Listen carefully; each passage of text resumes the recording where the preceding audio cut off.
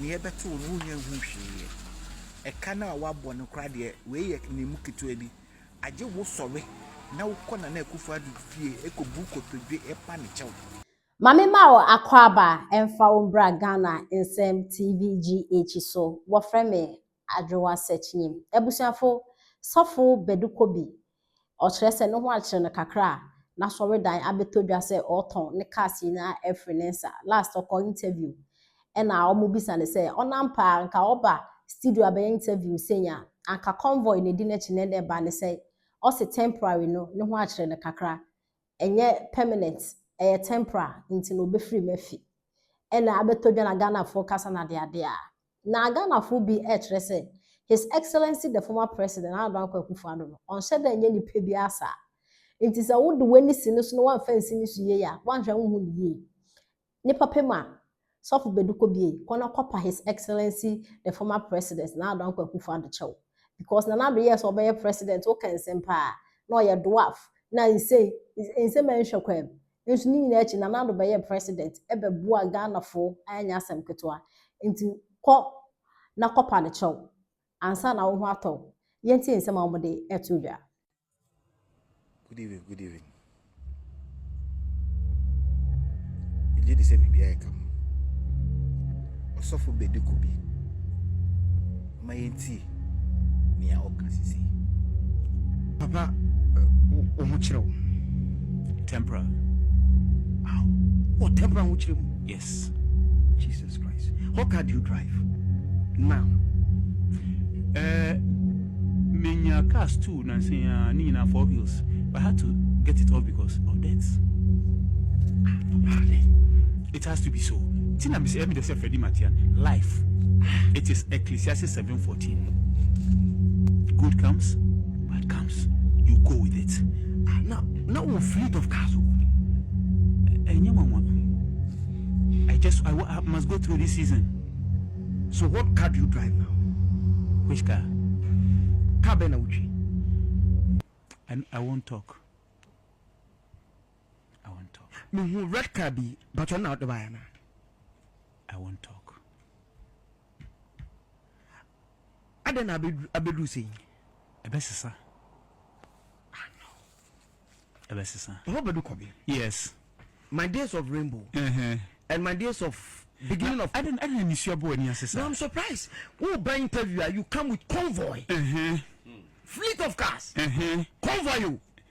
Say nyame pene hwe do be whole job or be baby. Nyame sa pene so say bon Samson hwe. He went back down and he came back. Is it spiritual? Bibia Julia when they come to your studio, will be a mepawasam. And I will tell you the spiritual side, the natural side. Do you have access to your bank accounts as we speak? Let's put that aside. Let's put that aside. Let's put that aside.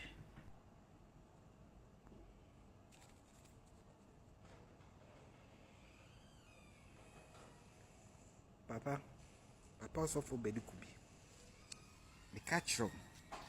Say, one copa nana Akuffo Addo. Echew. One bepa MPP for chew.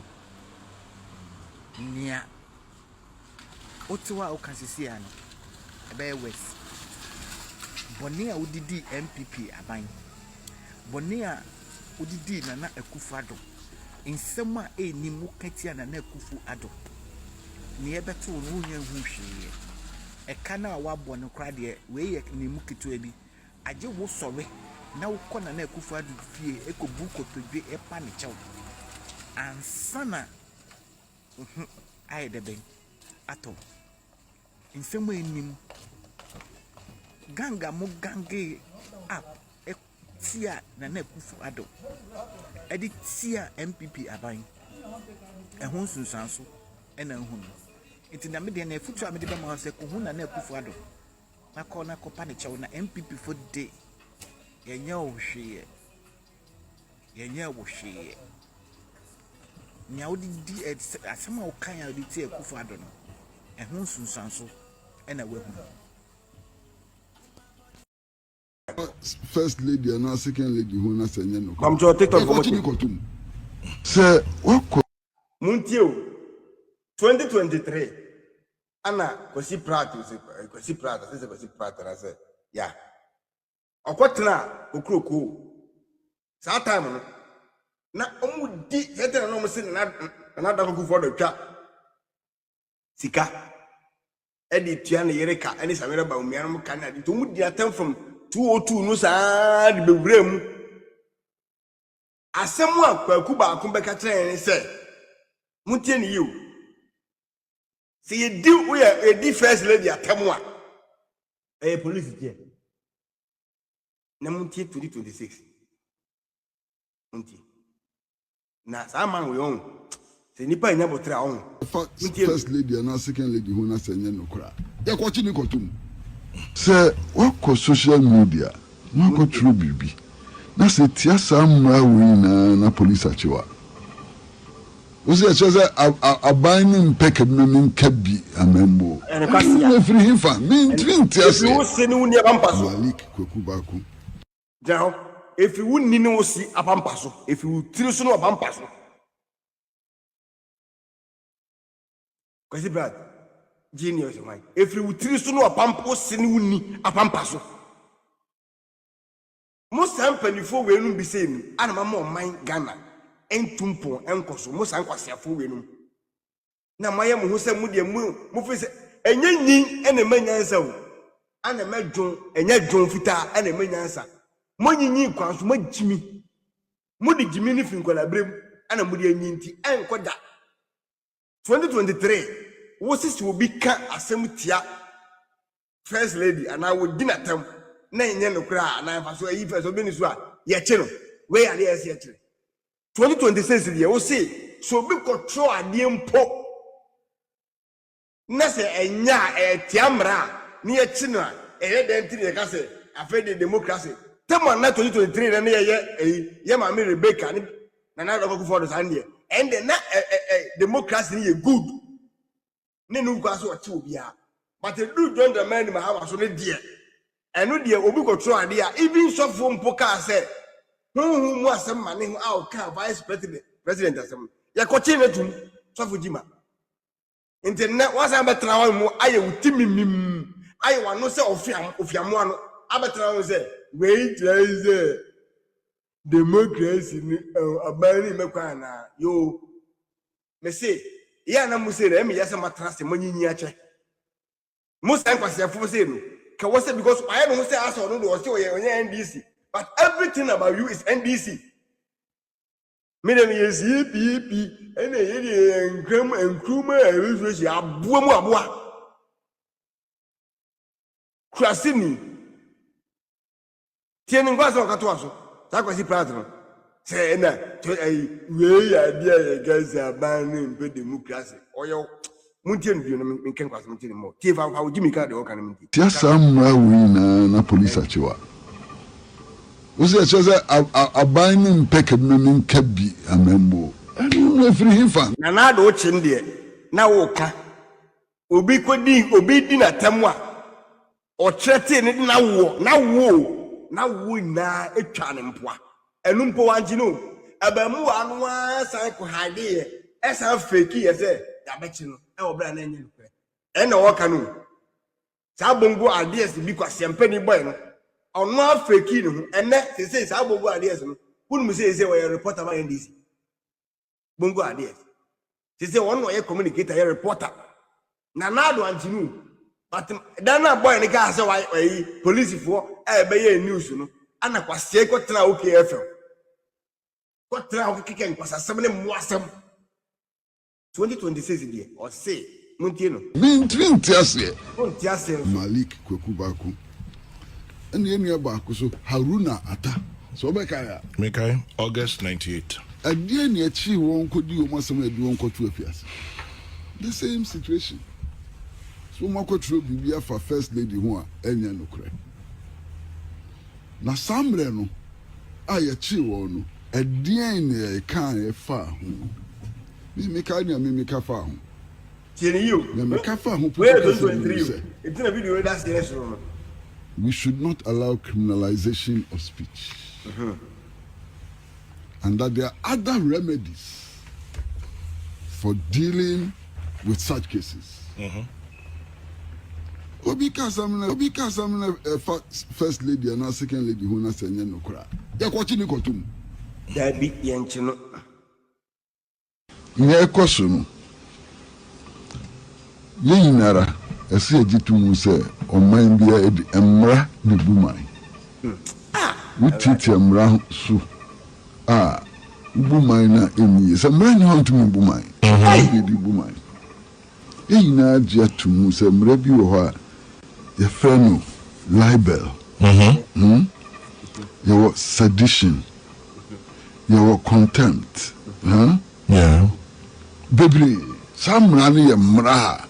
Ye na jatu musi fanyedma. Ensisano, Okay. Emrani na oho. Yensisano, no kure kwagu ba ko udwan. Na mra we na oho. Ensisa e bia mai.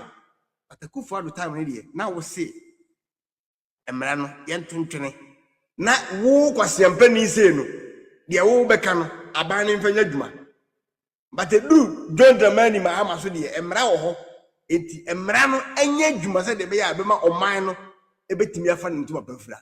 That's good.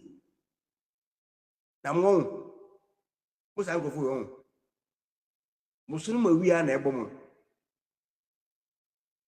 enna ye ka sei nipa bie musa ngofo we bi mu da ye mumu ye de mu ye hanam ma ye to ye mfa mu nya hwe ye mu titia fom na ntem se do mat because of sikane enkwasea politics nti ama matom ani mu nyam awu jimi nti munyi mu credibility na no maton e de amasika enti unim no kra no na do breso no na on ma usika ni Akuffo Addo on panasemwa from me so ma me yam ana MPP party na beye bosum bi di amount enti no e ka anko na MPP party na gu wadin na no enti se enko sa enti no na wo se ofa kwan bi aso na Addo bongo ade eso anche no abamu anu na fake ye ba wo tena ase ye hu so obi akasema tia first lady ama police akoche no they were threatening to kill. But I say we go try some can first lady my who be that ebi am wo ha say am hu si achi obi no obetumi de am atra ba na hu say nipa so masi me de me de my who be that wo hu bi no obetumi de abane ahwe but pasempani abetena se me be ka kire say na de emra wo ho agaku emra na e ho no e wo say e ma ya adwuma say de be ya o man me dwere hu am nti asi se de be ya o man mra ni be ma ya adwuma na obia sa na o man ni de ichire no fa ichire wo se no ni fie o asiafo we na te ho na nyansafo wu asiafo we na te ho na etitiri ani ntimo on betimi abu o man no mu wu na nkwasiafo we te ho na mo ken kwasasam me say this time no se mo se maye madwen se nya atwom en nyame adom ka we enye social media da roma ana kwaya first GBC1 GBC2 GAR radio gold nko a ana na ana se bia satan kwa peace buy na social media ma ye ayi en kasam ye nya evidence internet no aka we ya we che no be ka we unya recording ni biem unya video biem what is say and ye no kwatra kwa misifa kan ho within 24 hours no na ono asem wasa ka fa abana da no na pop up ye wi a na ya boss ari a kirew ye metra me do attempt just na emfaso bi ni so uye pani na mo me bo onu mu asem na wo kan no a ende wo kan ni wi a na onu mu asem wa asa abu am ne matimi de kan kwasia mu asem de aterew na wo hu ugimi a wote ene ugimi a wotimi ye enu na me na eni ho ene de mra wo ho abuo mu aboa akwase fisuko engofo kwase fo ba go okwase to so nyensa mra ohe kwase we na me je mu ji na also odi KPM ji abaso mbebo na omo krampo na sese omo administer slow poison to Unibank egu ni mo pe yan fe no to mu ji o Nana Addo for the time. And as I say, Bank of Ghana and a bois and a good or mine any bank at all. The Bank of Ghana, what the person by the Marabeka will be in put. One or more clump as they say, or more administer slow poison to Unibank. A good more. Pay and fair non tonche. My father was about what to tune ye may yam. Satam Unibank in a gun. Ah, Nasana Ibrahim Muhammad. Anna, I fake bank checks. Fake checks. Ah, no, I did lower hold bank in a guno. Some major fee enim, deaf face. Ibrahim Muhammad, yes, you say the whole world was a and a goose have bank. We was a contrast and a form where the share Bank of Ghana. Some Bank of Ghana person with the moon. Yes, eh. Go buy a good more. Pay and fair non tonche. My banner was about what to tune ye may yam. Yes, eh. Go buy. Kwabna, I feel quite a downgrade in the Koso. KPMG4 say, almost downgraded the entire loan book of Unibank. You won't believe it. Bosnia Unibank, Yama, Uncle Preju Medini, now, but some Bosnia and Bosnia born your most KPMG. Yes, and in reaching those decisions, so be why I can't see the other chose. You want Namunti and Nay. As some over Kafa, the same banks, any Akuffo in to say, yeah, I had the impair law. You timid so cast a loan be a bad law. That's a few moments later. KPMG is part of the not only the biggest but the most credible in the world. Party. KPS now or see omuna akosu trouble ma Satam Ibrahim Muhammad Emma Bank ni collapse ya or so the useless. The cost. And then they will say omuna the most credible. Hey, social media never forget. Social media never forget. KPMG na no see enya the papa and the bonny esibi madano and me no ka say or see omo ye credible